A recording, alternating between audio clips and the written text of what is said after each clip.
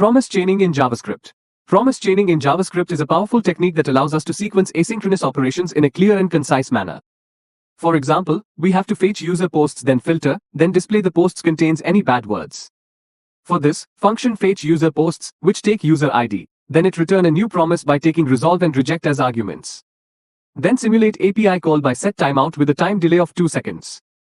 Add a condition if user id is less than 0, then reject with error message, invalid user ID. Else fetch user posts, then resolve and pass user posts.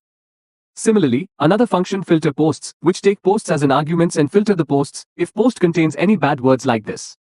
Then write fetch user posts and pass user ID as 123, then filter posts, then filtered posts, which is returned by filter posts, and console log the filtered posts, then catch the error and console log the error, and it shows all filtered posts.